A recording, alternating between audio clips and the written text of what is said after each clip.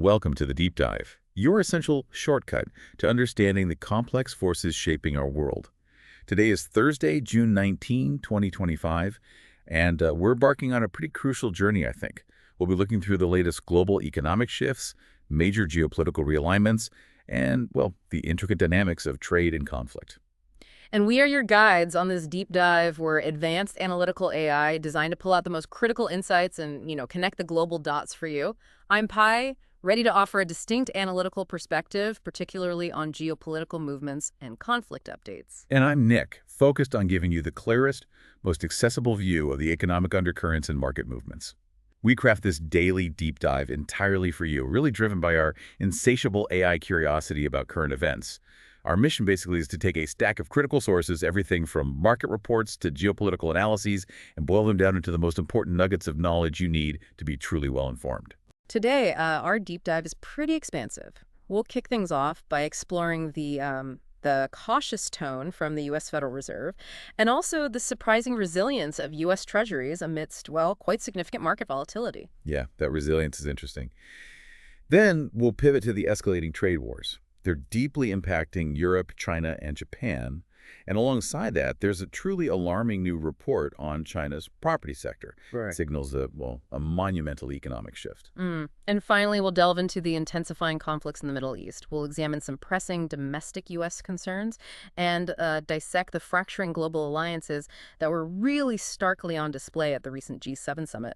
So there's a lot to uncover. Let's get started. Okay, let's dive straight in, starting with the U.S. economy and some of its global anchors.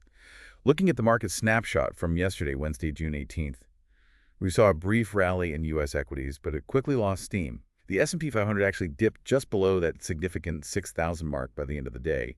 It had briefly crossed it earlier. Right. And what's particularly striking there is that at the same time, bond yields soared, while the dollar just held flat. So that mix of movements, it really reflects a real sense of investor hesitation. Yeah, like the market's holding its breath, maybe. Waiting for the next shoe to drop. Exactly. And what's particularly insightful is the Federal Reserve's decision to hold interest rates steady. Now, that was largely in line with expectations, yeah. But this surface stability, it kind of hides a growing unease within the Fed itself, especially concerning those persistent inflation risks. The data points towards a sort of deepening concern about how inflation might linger or even accelerate, in the coming months, rather than just dissipating like they might have hoped earlier. Absolutely. And Federal Reserve Chair Jerome Powell really hammered this home with a very cautious tone. He issued a direct warning stating, and I quote, "Rising tariffs are adding fresh uncertainty to inflation and growth prospects." He didn't mince words either. He added, "Ultimately, the cost of the tariff has to be paid, and some of it will fall on the end consumer." Unquote. That's a direct signal to you, the consumer, isn't it? That these trade policies are likely to hit your wallet. It is. But isn't it striking that even with these red flags, they're still projecting 2 rate cuts for 2025? It almost feels contradictory, doesn't it? Are they trying to manage expectations, or is there like a genuine disconnect in their outlook? That's a critical observation. I mean, while the central bank maintained its projections for 2 rate cuts in 2025, which was a point of relief for some, I suppose, it simultaneously significantly downgraded its growth outlook for this year. Okay. And quite notably, it raised forecasts for both inflation and unemployment. So this isn't just a minor tweak. It reflects a much more pessimistic view of the economy's immediate path. Suggests that the path to that soft landing is getting, increasingly bumpy. The internal projections, they really hint at a challenging balancing act ahead. And that policy divide within the Fed seems to be widening too, which is a significant indicator of this internal struggle, right? Back in March, 4 Fed officials anticipated no rate cuts in 2025. Now that number has jumped to 7. 7, yeah. It's nearly a third of the voting members expecting no cuts at all. This split clearly underscores a growing disagreement and, frankly, uncertainty within the central bank itself on how to navigate this complex and shifting economic landscape. It's a powerful sign that the consensus is, cracking. Makes their future actions even less predictable. Indeed. And the chief investment officer at Kuruba Capital, they perfectly encapsulated the sentiment, observing, and I quote, "They're clearly rattled by tariffs, but see no urgency to move. Growth is slowing, inflation is lingering, and geopolitical risk is rising." That one statement really captures the multifaceted challenge the Fed is facing. It's a Yeah. trifecta: Mhm. slowing growth, stubborn inflation, and escalating global tensions. Hmm. The deeper insight here, I think, is that the Fed, despite its data-driven mandate, is now openly grappling with political risks, specifically tariffs that are largely outside their control. This means traditional monetary policy tools might be less effective, leaving you, the consumer, to absorb the direct costs of these trade disputes in your everyday spending, perhaps far more directly than through interest rate shifts alone. Right. Now, here's a truly counterintuitive trend, especially given all that cautiousness from the Fed. The surprising resilience of foreign appetite for U.S. Treasuries. Despite this backdrop of significant market volatility, foreign demand for U.S. government debt remains strikingly robust. Newly released Treasury data shows foreign holdings totaled an astounding $9.01 trillion in April. 9 trillion, what? It's not just a big number, it's the second highest level on record, just $36 billion below March's all-time peak. And what's fascinating here is the contrasting trends. You might recall April saw treasuries post their sharpest weekly decline in over 2 decades. Yeah, that was a big sell-off. A significant sell-off, exactly. Yet, the underlying data suggests that foreign appetite for U.S. debt remains kind of fundamentally intact. This divergence, it points to a more nuanced picture than just the headlines might suggest. The why of this resilience is crucial to understand, I think. The core insight here is that even as headlines scream volatility, the bedrock of the global financial system, foreign confidence in U.S. debt, remains remarkably solid.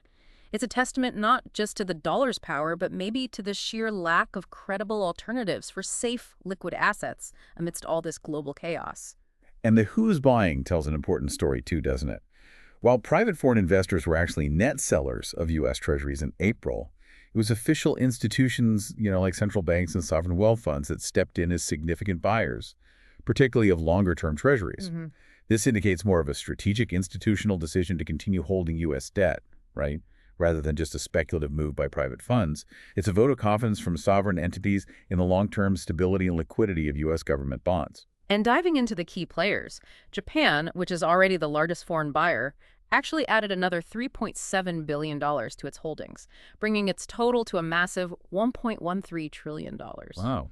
But perhaps even more noteworthy is the United Kingdom, a significant increase of $28.4 billion, pushing its total to $87.7 billion, and remarkably surpassing China in its holdings. Surpassing China. Conversely, China did trim its stake by $8.2 billion, bringing its total down to $757 billion. So these shifts among major holders are quite telling, reflecting varied strategies and probably different economic pressures. Yeah, this data really helps us dismiss that sell American narrative that sometimes gains traction during periods of market volatility. Treasury Secretary Scott Bessent was quick to attribute the April sell-off not to a broad loss of confidence, but rather to a targeted reduction in debt by certain investment funds that use borrowed money, what we call leveraged funds. Right, deleveraging. Exactly. Think of it as a specific part of the market adjusting its risk, not the entire market losing faith. An analyst with Morgan Stanley Investment Management echoed this, stating, "The sell American narrative is overblown." Though they did offer a cautionary note about the gradual depreciation of the dollar as a continuing risk. So while there are always risks, the core demand for U.S. debt seems to hold. It's also important to note the mixed investment views reflected in broader foreign investment patterns. Beyond treasuries, foreign investors were net sellers of agency bonds and U.S. equities in April. Okay. However, they continued to buy long-term corporate debt. This divergence suggests that while there might be selective exits from certain asset classes, there's still a fundamental, albeit mixed, view of U.S. economic stability across different investment avenues. It's not a blanket condemnation of the U.S. economy, but more like a careful, asset-specific allocation. So to wrap up this segment, foreign investors still fundamentally view U.S. Treasuries as a global anchor, despite the challenging macro environment we're in. The coming months will undoubtedly test both the Fed's patience as they grapple with inflation and growth, and the market's nerves as these economic forces play out. For you, the listener, the takeaway is clear. Foreign demand for U.S. debt keeps borrowing costs lower, impacting everything from mortgage rates to government spending. It signals that despite global uncertainties, the U.S. dollar and its government debt are still seen as safe havens, sort of the bedrock of the international financial system. If that confidence were to truly erode, the ripple effects on your investments, your access to credit, and the stability of the global economy would be profound. It's a quiet, but immensely powerful indicator of global trust. So, while U.S. Treasury stand as a global anchor, signaling this enduring trust in America's financial bedrock, the very foundation of another economic giant, China, seems to be undergoing a seismic shift.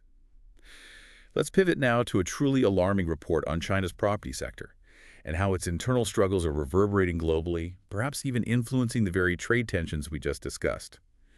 A new Goldman Sachs report projects China's demand for new homes in urban areas to remain a staggering 75% below its 2017 peak in the coming years. 75%? That's not a small dip, is it? Not at all. It's a fundamental collapse in demand, indicating a structural shift towards what they're calling a new normal. And to put that into quantitative impact, the report details a projected steep drop in annual demand for new urban residential units, hovering just under 5 million units. This is a stark contrast to the 20 million units seen at the absolute height of China's housing boom, 20 million. which, let's be honest, many now acknowledge was an unsustainable bubble.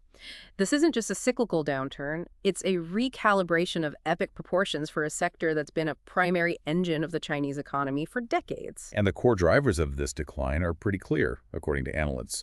A shrinking population, slowing urbanization, and critically declining home price expectations. The Goldman Sachs economists were very direct, stating, quote, falling population and slowing urbanization suggest decreasing demographic demand for housing.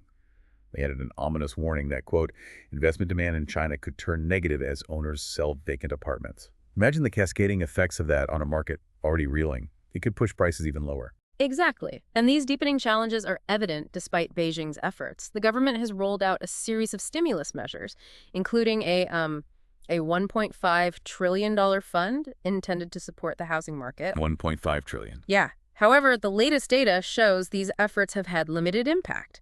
New home prices dropped in May at the fastest pace in 7 months.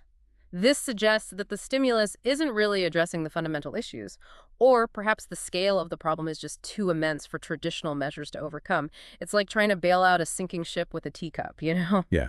The scale of wealth destruction here is just immense. We're talking about an estimated $20 trillion of household wealth, destroyed by the depreciation in housing asset values alone. $20 trillion. That's not just a statistic. That represents savings, retirement plans, the very foundation of financial security for millions of Chinese citizens just evaporating. It almost makes you think about our own housing bubbles, albeit on a different scale, and how quickly that confidence can vanish. Exactly. And it highlights how deeply intertwined household wealth is with property in China. And this brings us to the crucial point. This is no longer just a cyclical downturn. Analysts are emphasizing a painful structural downturn. This signifies the end for the property sector as a source of growth, meaning it cannot recover and can only find a new normal. It's a fundamental, irreversible shift away from property as the primary engine of China's economic expansion. The boom years are definitively over. The immediate implication of this is a significant growth vacuum, isn't it? China must find another source of growth, which it hasn't really been able to do effectively for many years. Connect this to the vulnerability of trade, and in the short to medium term, this could lead to surging national debt and what some are calling an end to growth as we've known it. This isn't just about the property sector, it's about the entire growth model of the world's second largest economy. Professor of Finance Michael Pettis from Peking University truly puts the profound implications into stark reality. He observed that property investment used to account for roughly a third of all investment in China, which itself accounts for 43% of Chinese GDP. 43%. Yeah. To put that in perspective, the global average for investment share of GDP is around 25%. And even among high-investing countries, it's typically maybe 30% to 34%. So for a third of all investment to be tied to a sector that can no longer grow, well, it means a massive reallocation or severe contraction is pretty much inevitable. So beyond the numbers, what does this fundamental shift in China's growth engine mean for global markets, supply chains, and the broader economic landscape you operate within? Well, it means increased uncertainty for companies that rely on Chinese consumer demand or manufacturing capacity, potentially forcing them to diversify. And it signals a potential deceleration in global growth if China cannot successfully pivot to new drivers of its economy, directly impacting the demand for raw materials and manufactured goods worldwide. Okay, now building on those economic crosscurrents, we're seeing mounting pressure and escalating EU-China trade tensions reaching, well, maybe a breaking point. European businesses operating in China are increasingly finding themselves caught as collateral damage in the ongoing trade war. This global reset, as some call it, has been largely triggered by Chinese overcapacity and persistent accusations of dumping goods on foreign markets at unfairly low prices. Jens Eskelin, the president of the European Union Chamber of Commerce in China, has gone so far as to state that EU firms are being held hostage in this geopolitical crossfire. This strong language reflects a deep sense of frustration and vulnerability among European companies trying to navigate this increasingly fraught relationship. It's not just about tariffs, it's about being caught between two economic superpowers, with their business operations directly impacted by these diplomatic spats. And a key point of contention continues to be China's export controls, particularly on rare earth elements. These materials are absolutely crucial to European manufacturing, right? Powering everything from electric vehicles to defense systems. Absolutely crucial. Despite what was supposed to be a tentative truce, restrictive licensing requirements remain in place, causing significant delays and imposing heavy compliance burdens on European firms. Eskelin noted that China wants transparency in the supply chain to prevent U.S. backdoor access to critical materials, but the reality is it's European firms that are paying the price. That sounds less like transparency and more like, well, strategic leveraging of supply chains, doesn't it? It absolutely does. The sharp rise in tensions is undeniable. The European Commission has been vocal in its criticism of China's industrial policies and its dominance over global supply chains. Commission President Ursula von der Leyen used very direct language at the recent G7 summit, accusing China of distortion with intent. This isn't just diplomatic rhetoric, it's a clear signal of the EU's growing impatience with what it sees as unfair trade practices and a lack of reciprocity. It suggests Europe is no longer willing to just accept the status quo. The diplomatic chill is palpable, too. Brussels recently canceled a key economic dialogue with Beijing, a meeting traditionally held ahead of a major summit, signaling a clear lack of progress on unresolved trade issues. And the diplomatic optics are deteriorating further. General Secretary Xi Jinping is not expected to attend the Beijing summit, marking 50 years of bilateral relations, a move widely seen as a snub to the EU, especially given the EU's symbolic decision to travel to China for the occasion. This cancellation and the lack of a high-level meeting really underscore the EU's increasing alignment with the U.S. on its China trade policy. Recent EU actions include anti-dumping investigations on Chinese tires and new restrictions on Chinese medical devices. Beijing, predictably, has retaliated with its own probes into EU pork and brandy imports, illustrating the tit-for-tat nature of this escalating economic conflict. The cycle of accusation and retaliation is now, well, firmly established, pushing the global trade system further away from cooperation and towards fragmentation. So, how might these trade disputes impact the availability and cost of goods you rely on, particularly in sectors like technology and automotive? Well, if European manufacturers face increasing disruptions or higher costs due to export controls or tariffs, you might see those costs passed on in the form of higher prices for cars, electronics, or even medical devices. And what does a fracturing global trade model imply for future innovation and production? It could mean a push towards more localized supply chains, increased diversification away from China, potentially leading to slower overall growth in global trade, but also perhaps new opportunities for regional manufacturing. Okay, let's turn our attention to Japan now, which is also feeling the pinch. Experiencing an export downturn and navigating a strategic steel acquisition. Japan's exports declined for the first time since September, with an overall drop of 1.7% year-on-year in May. This is a significant indicator, but what's even more impactful is the sharp plunge, 11.1% in shipments to the United States, which is Japan's largest export destination. Yeah, and this downturn can be directly linked to the implementation of that 10% blanket tariff on Japanese goods by the U.S., which began on April 5th. Adding to the concern is the anticipation of a further 14% reciprocal levy expected to take effect on July 9th, unless, of course, negotiations yield some kind of breakthrough. The looming threat of even higher tariffs casts a long shadow over Japan's export-dependent economy, creating significant uncertainty. The impact on sector-specific hits is quite severe, too. Japan's key industrial exports, major sources of employment in the country, have been particularly affected. Motor vehicle shipments to the U.S. tumbled a staggering 24.7% in May. Wow, nearly 25%. Yeah, with parts declining by 19%. Even steel exports dropped 1.5%. These are not minor fluctuations. These are direct hits to vital industries. It really underscores how quickly trade policy can impact real jobs and livelihoods. And despite 6 rounds of cabinet-level trade talks, Tokyo and Washington remain at an impasse. A recent meeting between Japanese Prime Minister Shigeru Ishiba and U.S. President Donald Trump on the sidelines of the G7 summit also failed to produce a deal. This diplomatic stalemate leaves Japan in a really precarious position, desperately needing a resolution to protect its export industries from further damage. It's a clear example of how political priorities are currently trumping economic alliances. Now, in a related but separate development, Japan's Nippon Steel has just completed its $14.1 billion takeover of U.S. Steel. This saga was an 18-month journey, marked by intense political scrutiny and significant labor opposition in the United States. It's a massive deal with major implications for the global steel industry. Absolutely. This acquisition immediately cements the Japanese firm as the world's fourth largest steelmaker, significantly expanding its production capacity to nearly 58 million metric tons. This isn't just about growth, it's about strategic positioning and market consolidation on a global scale. It creates a new powerhouse in the industry, potentially reshaping the competitive landscape. What's particularly interesting about this deal, and crucial for maintaining U.S. control, is this concept of a golden share in the agreement. Essentially, it's a special class of share, often held by governments, that gives them veto power over critical decisions, even if they don't own a majority. Right. Here, it grants Washington direct oversight over things like plant closures and overseas sourcing, ensuring U.S. Steel remains rooted in Pittsburgh with American leadership. It's a novel way to balance foreign investment with national security interests, isn't it?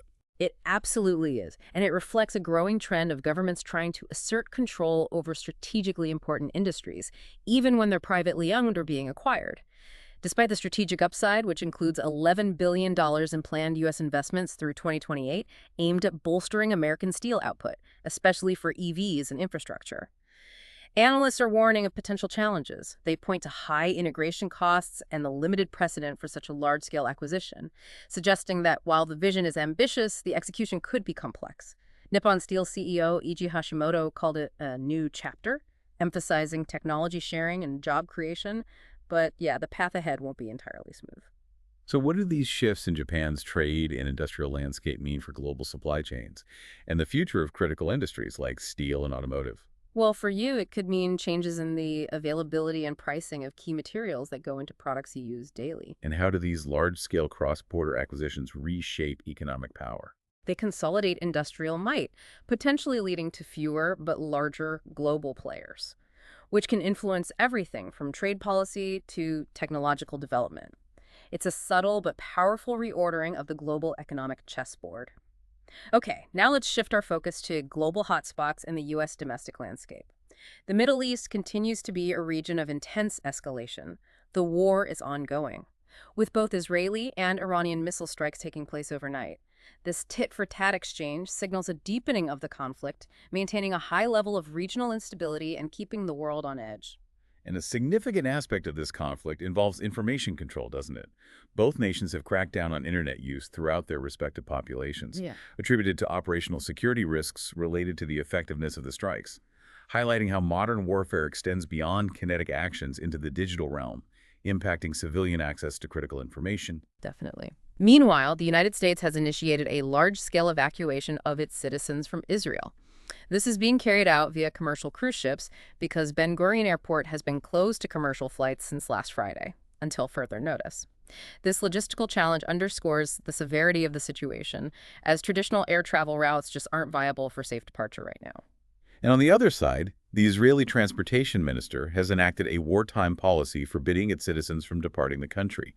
This measure reflects the nation's posture during a time of heightened conflict, aiming to maintain a civilian presence and possibly ensure readiness in case of further mobilization or defense needs. It's a stark illustration of life under wartime conditions. And in Washington, D.C., diplomatic efforts from the White House have been notably fluctuating. There were initial reports that President Trump would address the nation, which were later canceled, with the White House calling a lid for the day. Subsequently, statements confirmed he has not yet made a decision to strike Iran, despite multiple Situation Room meetings occurring over the past few days. This signals a cautious, deliberative process, even amid intense pressure and ongoing escalation. It's a delicate dance, really, between showing resolve and avoiding an irreversible step. On the military front, there's an ongoing large-scale deployment of military assets. Some airfields are being packed with airframes, indicating a buildup of offensive or defensive capabilities. Conversely, other bases within range of Iranian missiles are being emptied out to protect valuable assets from potential retaliatory strikes. This strategic redeployment is a clear sign of preparations for potential further engagement. What does this shifting military posture suggest about the near-term future of the region? Well, it strongly suggests a continuation and potentially an intensification of conflict, with a high degree of unpredictability. CNN reported that the USS Gerald Ford has been ordered to deploy to the Mediterranean Sea, which would supplement the two carrier strike groups already in the CENTCOM theater. Now, while the Ford was scheduled for a routine deployment this summer anyway, the order to move quickly and join two existing groups is highly significant.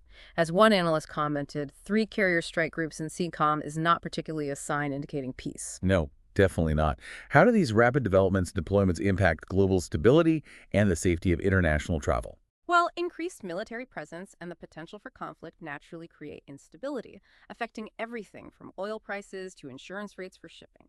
For travelers, import closures and evacuation notices demonstrate the direct risk to personal safety, forcing complex logistical changes. Now, let's look at China's geopolitical calculus in this escalating Middle East situation, particularly concerning Iran, oil, and its relationship with the U.S. China officially condemned Israel's actions as a violation of Iran's sovereignty, security, and territorial integrity.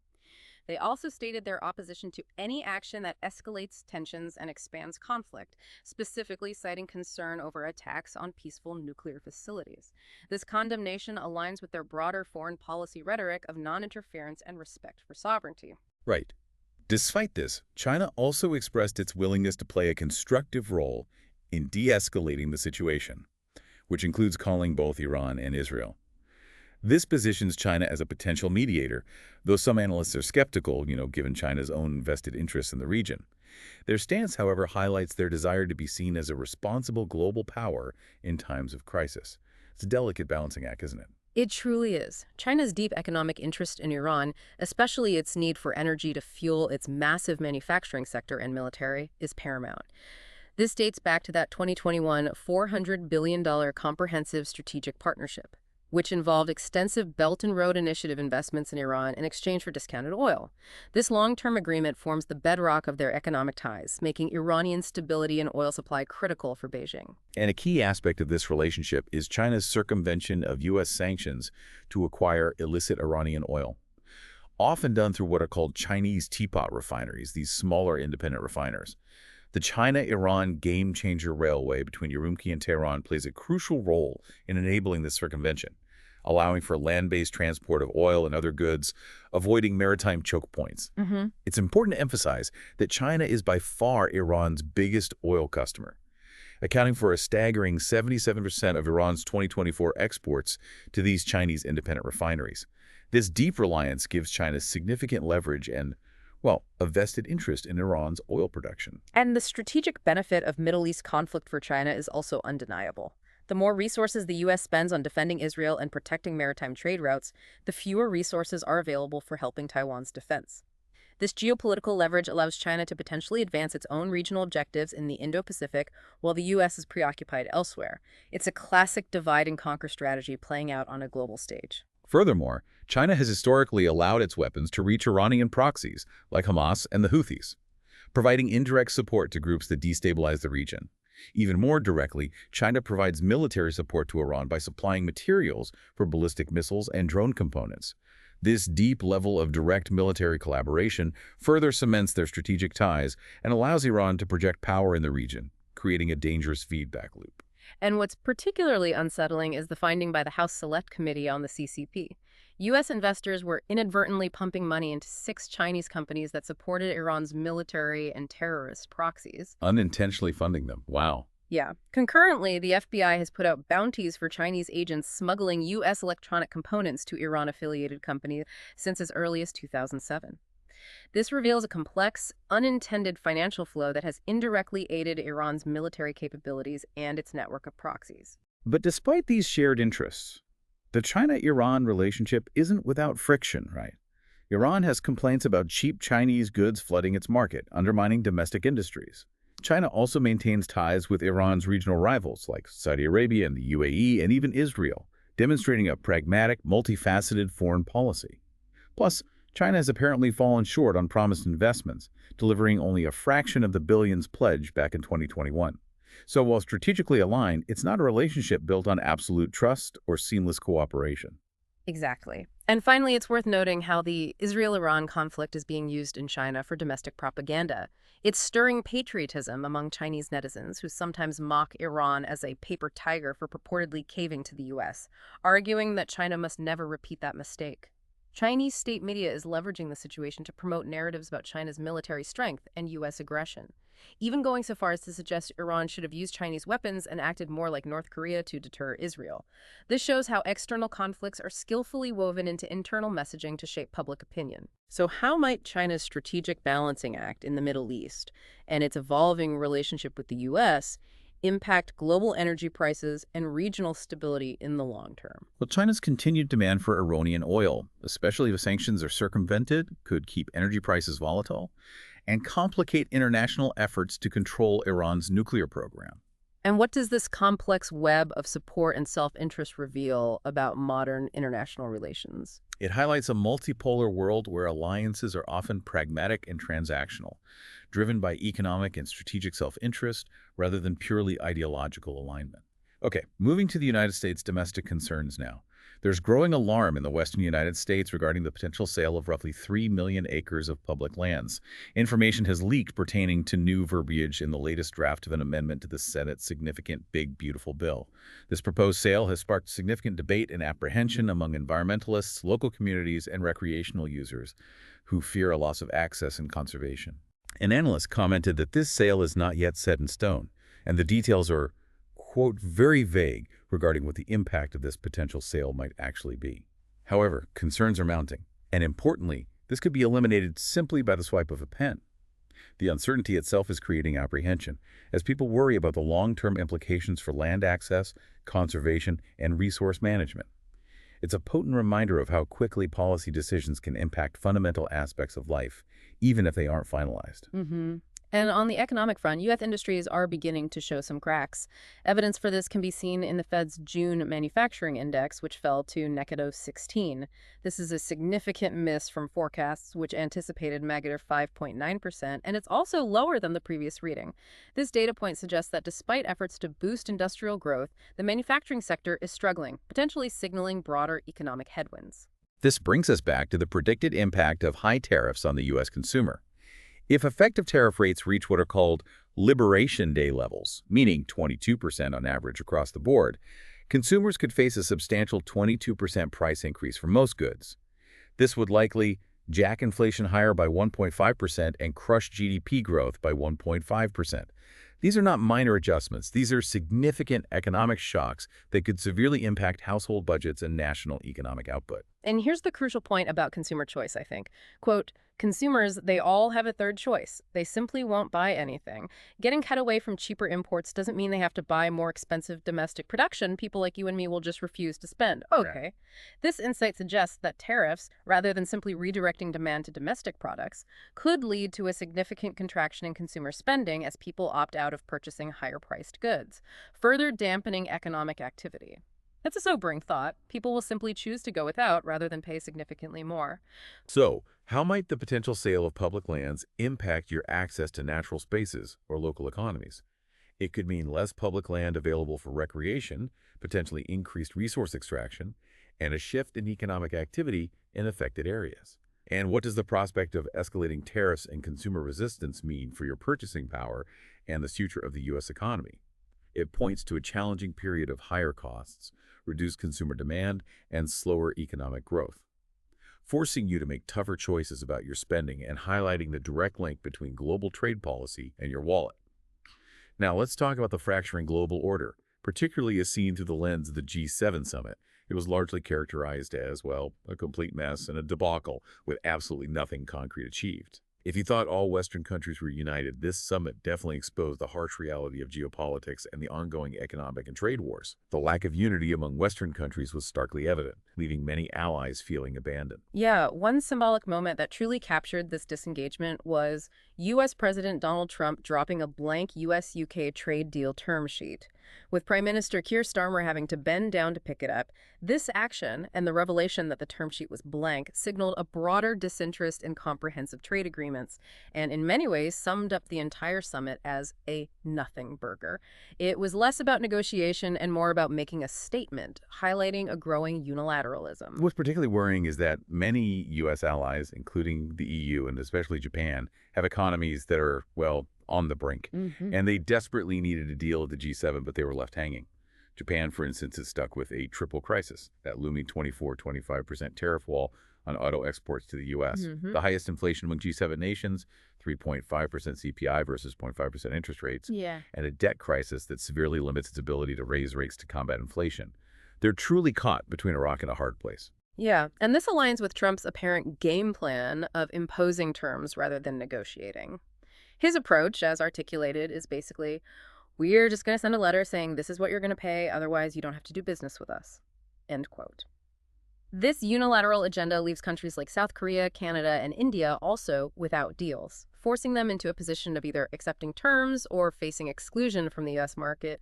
The anticipation of something going down or even a full-blown war after Trump's return to Washington for a Security Council meeting further heightens the tension surrounding this approach. The severe impact on the global economy, particularly large export economies dependent on the U.S., is a major concern. The IMF is projecting a 0.4% hit to growth for advanced economies, with the U.S. being hit the most, but other major economies from Europe to Japan also suffering. It's a significant drag on global economic prospects, and it signals a retreat from globalized growth. Furthermore, G7 exporters are facing what's described as a double squeeze. From one side, there's the threat from U.S. tariffs. From the other, China is allowing its currency to weaken to keep its exports competitive, making it incredibly tough for G7 nations to sell their goods to Asian and developing markets.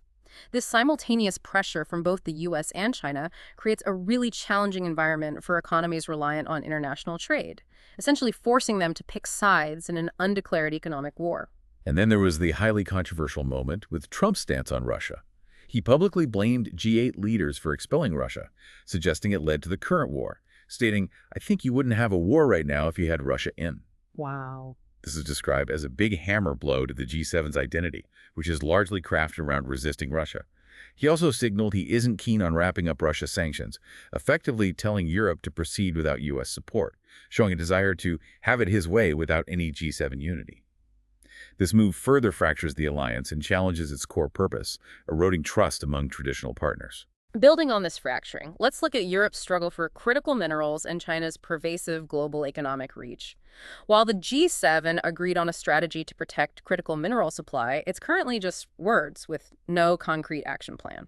Right, just talk for now. Yeah.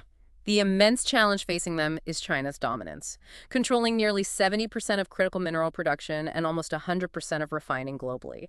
This makes any counter-strategy a monumental undertaking, effectively a pipe dream, without significant long-term investment. So this makes countering China on critical minerals a tall order then, likely to fail without a fundamental shift in strategy. I think so. Why?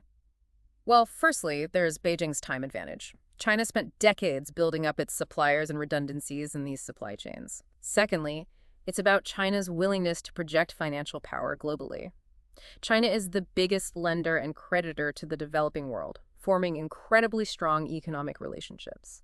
Many argue that the U.S. calls Chinese loans debt traps, not out of genuine concern for defaults, but actually to stem China's growing economic influence in key regions where critical minerals are often found.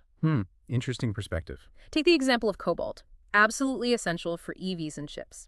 By 2030, Chinese companies are projected to control 46% of the world's mined cobalt supply. And where is the bulk of this coming from? The Congo, where China is investing $7 billion over the next decade to secure its supply. This is how China controls global supply chains, from lithium to germanium, by playing the long game and investing heavily at the source. They're not just buying, they're owning the production. The scale of Chinese lending is truly monstrous, as the source puts it. In 2021, they loaned out nearly $1 trillion and over $800 billion in 2023. That's possibly more than the IMF, Paris Club, and World Bank combined.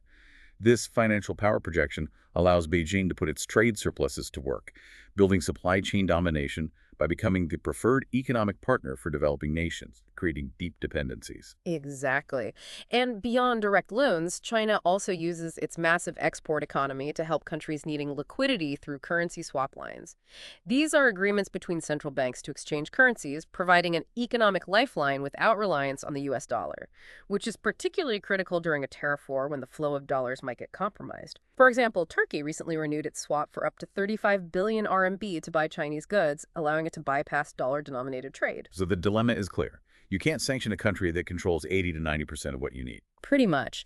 It makes counter-Beijing efforts seem like a pipe dream, unless the West is willing to invest overseas significantly and play the long game. Tariffs and export bans alone simply won't work if the fundamental supply chain control remains in China's hands. The G7 summit breakdown really highlights that this Western club is fracturing, with members having differing agendas and struggling to function as a cohesive coalition against China. Okay, let's conclude our deep dive today by looking at New Zealand's delicate dance with China amidst these shifting regional dynamics. New Zealand Prime Minister Christopher Luxon's first official visit to China aimed to strengthen economic ties while navigating an increasingly complex geopolitical landscape. This showcases a classic balancing act for smaller nations in a multipolar world, doesn't it? Trying to maximize economic opportunity while managing rising security concerns. It really does. Luxon's trip highlighted dual priorities. Expanding trade and tourism, China is New Zealand's largest goods trading partner, after all, alongside addressing rising security concerns in the Pacific. Economically, exports totaled $20.85 billion NZD in 2024, things like dairy, meat, wood. Tourism and education are also key, with New Zealand even introducing a one-year visa waiver trial for Chinese passport holders, reciprocating China's 2023 visa-free policy for New Zealanders, trying to bring pre-pandemic tourism levels back. But the bilateral relationship is under strain, isn't it, due to China's growing military activity in the Pacific, including a recent People's Liberation Army Navy task force entering the Tasman Sea. This heightened strategic unease in Wellington reflects a growing concern about regional security, and it challenges New Zealand's traditional diplomatic approach. And a particularly concerning incident was the Cook Islands precedent. The Cook Islands, which are within New Zealand's constitutional realm, signed economic and mining cooperation pacts with Beijing without consulting Wellington. Without consulting them. Yeah, breaching constitutional requirements. It highlighted a potential vulnerability for New Zealand in its sphere of influence, indicating China's proactive engagement with smaller Pacific nations. This directly challenges New Zealand's sovereign relationships. Jason Young of the New Zealand Contemporary China Research Center highlighted the complicated relationship, noting very low trust among New Zealanders that China will do the right thing in world affairs, down to just 14%. This is coupled with a strong aversion to China's authoritarian political system, despite China being seen as a vital trade partner. That trust deficit creates a challenging foundation for the relationship. Definitely. While Prime Minister Luxon describes China as a vital part of New Zealand's economic story and emphasizes open dialogue, Wellington's historically more moderate stance on Beijing is clearly evolving. This shift is in light of growing regional contestation and concerns over China's expanding influence, suggesting New Zealand is recalibrating its foreign policy in a more assertive direction, perhaps aligning more closely with Western partners despite its strong economic ties. So, what do New Zealand's efforts to balance economic opportunity with security concerns reveal about the challenges facing smaller nations in a multipolar world? Well, it shows that economic prosperity can come hand in hand with strategic dilemmas, forcing countries to make difficult choices. And how might similar strategic dilemmas play out in your own region or industry? You might see your own businesses or governments navigating similar trade-offs, trying to secure economic benefits while safeguarding against geopolitical risks or competition, forcing a reevaluation of long-held assumptions. So as we conclude this deep dive, we've seen today how established economic models are being challenged, how geopolitical alliances are fracturing, and how even trade can become a weapon. This deep dive really paints a picture of a world in significant flux, moving away from predictable anchors. Yeah. For you, the curious learner, what does it mean to be well-informed in an increasingly unanchored global landscape? I think it's about being agile in your thinking, constantly seeking out nuanced perspectives, and recognizing that the traditional frameworks for understanding global events may no longer fully apply. The future, perhaps, belongs to those who can navigate uncertainty with clarity and adapt their understanding as the world continuously shifts. As we conclude this deep dive, we hope you've gained some valuable insights into these multifaceted challenges and transformations underway. We're truly grateful you joined us for this exploration. Yeah, absolutely. If you found value in this deep dive, please consider liking this content, subscribing to our daily deep dives for more essential insights. And if you feel inclined, you can support our continued exploration by donating on our GoFundMe page. Thank you for being a part of the deep dive. We look forward to our next exploration with you.